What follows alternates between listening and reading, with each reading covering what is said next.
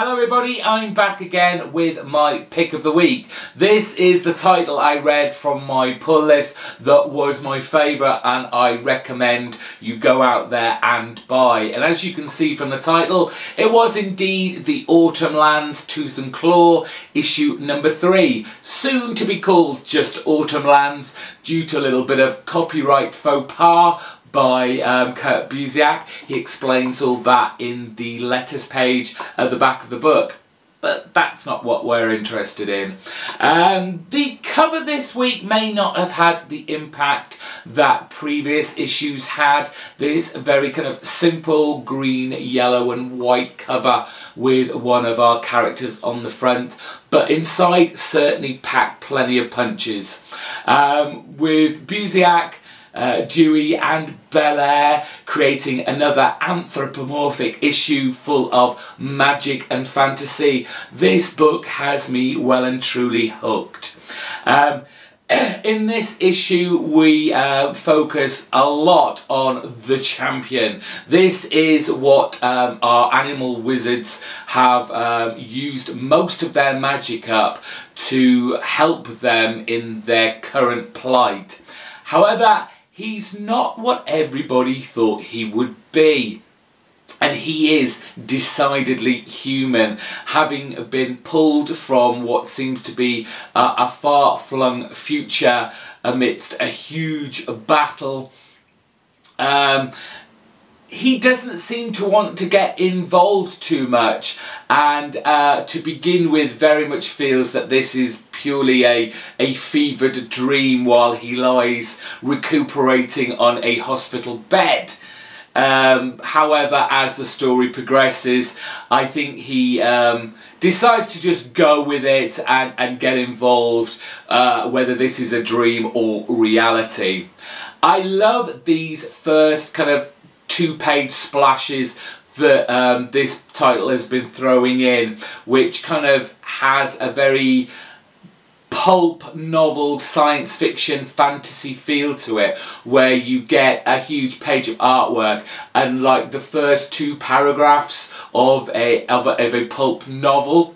And it just kind of occurred to me that wouldn't it be great if alongside buying this you could buy the story that page was taken out of, whether it be kind of like just a small novella, a short story. But I really dig that kind of, it is very different to what you get throughout. It's not part of a comic book per se, but it still works because it's still gorgeous art and you still get a partial story that is linked in with this issue. And as I said, it's very much about this champion. However, what else is going on is we have all our animal wizards starting to become divided and undecided and leaderless.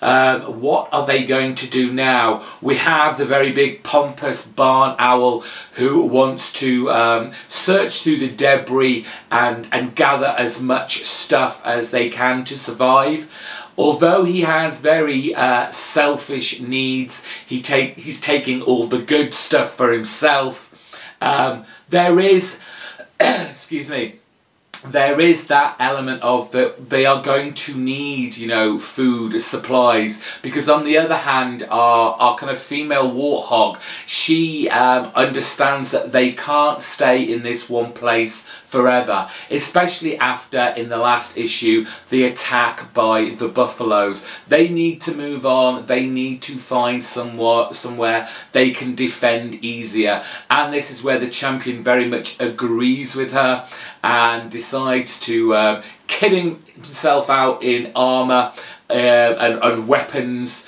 to lead this fight. Of course, this division is heightened by a new character clearly living from the land and didn't come from the city, and that is Goodfoot the Trader, who has her own agenda, secretly working alongside the buffaloes and the leader, Six Scars, I believe he was called, and he's kind of playing off our big owl against everyone else, making sure the barn owl is making all the wrong decisions rather than working as a group, as a team. Just a fantastic tale being told. Now, I know some people have mentioned that they're having trouble kind of who to root for and who is our main character. Who are we rooting for here? And I think Kurt Busiek is being very clever in here, because I feel our main character, and certainly our mouthpiece, who is explaining a lot of the stuff that's going on, is this, I think it's a kind of bulldog terrier, the young boy, the young white dog we saw from the first issue.